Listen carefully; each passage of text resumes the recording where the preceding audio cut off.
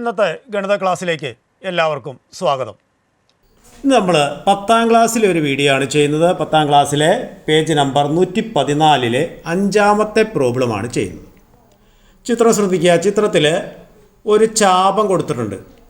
ആ ചാപത്തിൽ ഒരു ആംഗിൾ വരച്ചിട്ടുണ്ട്. Angle 140 degree. അതിൻ്റെ അറ്റങ്ങൾ തമ്മിൽ യോജിപ്പിച്ചിട്ടുണ്ട്. ആ അറ്റങ്ങൾ തമ്മിൽ യോജിപ്പിച്ച്, അതായത് BC എന്ന ഞാണിൻ്റെ നീളം, കോഡിൻ്റെ ലെങ്ത് 8 സെൻറ്റിമീറ്റർ ആണ്. The picture below shows the part of A circle. What is the radius of the circle? അതാണ് ക്വസ്റ്റ്യൻ. അപ്പോൾ ഈ ചിത്രത്തിൽ ഈ വൃത്തത്തിൻ്റെ ആരം എത്രയാണെന്ന് കണ്ടുപിടിക്കും. ആ ഞാണിൻ്റെ നീളം 8 സെൻറ്റിമീറ്റർ എന്ന് നമുക്കറിയാം. അപ്പോൾ ഇവിടെ എങ്ങനെയാണ് ചെയ്യുന്നത്? വൃത്തം ഒന്ന് കംപ്ലീറ്റ് ആക്കി നോക്കാം. വൃത്തം ഒന്ന് കംപ്ലീറ്റ് ആക്കിക്കേ. കണ്ടോ? അപ്പോൾ അതിൽ BC എന്ന ഞാൻ, അതിൻ്റെ ചെറിയൊരു ചാപം, ആ ചാപത്തിലെ കോണാണ് BAC. അപ്പോൾ നമുക്കൊരു കാര്യം ചെയ്യാം. ഇതിൻ്റെ ആ വലിയ ചാപത്തിലൊരു ബിന്ദു എടുത്തിട്ട് അതിലേക്ക് ബിയും സിയും ഒന്ന് യോജിപ്പിച്ച് നോക്കാം.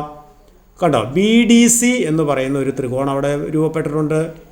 അപ്പോൾ BDC എന്ന ത്രികോണത്തിൽ കോൺ BDC എത്രയായിരിക്കും? How much is the angle BDC?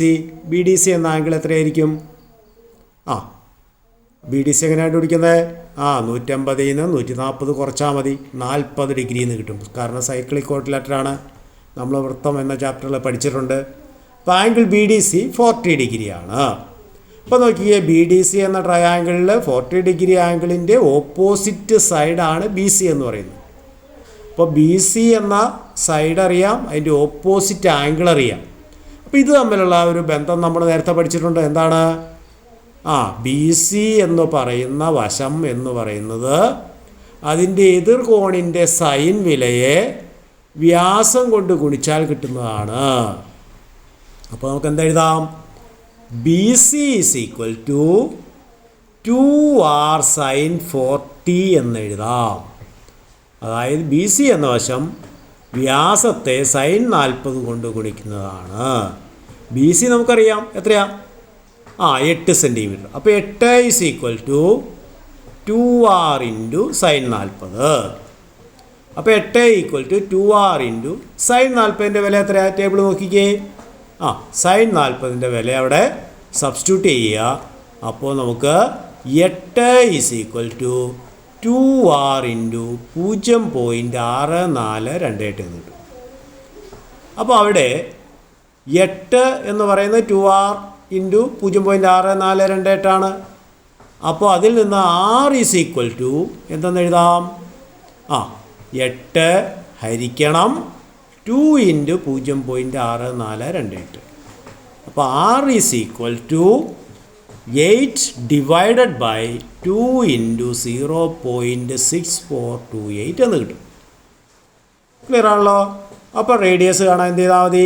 8ഉം 2 അങ്ങ് ക്യാൻസൽ ചെയ്യാമല്ലോ. 8/2 എന്ന് പറഞ്ഞാൽ 4 എന്ന് എഴുതാം.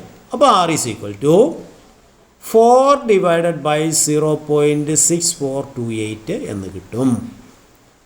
4നെ 0.6428 കൊണ്ട് ഹരിക്കുന്നതിന് വരെ എന്ത് ചെയ്താൽ മതി? ദശാംശസ്ഥാനം കളയണം. 10,000 10,000 4 ഡെസിമൽ പ്ലേസ് ഉള്ളത് 10,000 കൊണ്ട് മൾട്ടിപ്ലൈ ചെയ്യുക. അപ്പോൾ 4 ഇൻറ്റു 10,000 40,000 ഡിവൈഡഡ് ബൈ 6,428. 40,000-നെ 6,428 കൊണ്ട് ഒന്ന് ഡിവൈഡ് ചെയ്ത് നോക്കിക്കേ. എഴുതി ഡിവൈഡ് ചെയ്യുക. എത്ര വരും? 6.22 സെൻറ്റിമീറ്റർ എന്ന് കിട്ടും.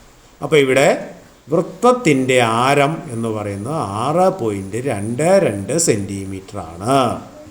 അപ്പോൾ ഇവിടെ നോക്കിക്കേ, ത്രികോണം ABC എന്ന ത്രികോണത്തിൽ ഒരു കോൺ 140 ഡിഗ്രി ആയിരുന്നു. 140 എന്ന് പറഞ്ഞാൽ 90 കൂടുതലാണ്. അപ്പോൾ 90 കൂടുതലായ കോൺ വന്നപ്പോൾ 180 നിന്ന് 140 കുറച്ച് 40 ഡിഗ്രി ഇട്ടു. അപ്പോൾ 90 കൂടുതലുള്ള കോണാണെങ്കിൽ 180 നിന്ന് ആ കോണ കുറച്ച് കിട്ടുന്ന കോണിൻ്റെ സൈൻ വില എടുത്താൽ മതി. എന്ന് പറഞ്ഞാൽ സൈൻ 140 തന്നെയാണ് സൈൻ 40. അപ്പോൾ സൈൻ 140ന് പകരം സൈൻ 180 മൈനസ് 140 സൈൻ 40 എടുത്താൽ മതി. അപ്പോൾ ഒരു കോണും അതിൻ്റെ എതിർവശവും അറിയാമെങ്കിൽ വൃത്തത്തിൻ്റെ ആരം നമുക്ക് ഇങ്ങനെ എളുപ്പത്തിൽ കണ്ടുപിടിക്കാം. വളരെ ലളിതമായ രീതിയിലുള്ള ചോദ്യമാണ്. ഇതെല്ലാവർക്കും മനസ്സിലായെന്ന് വിചാരിക്കുന്നു. Thank you.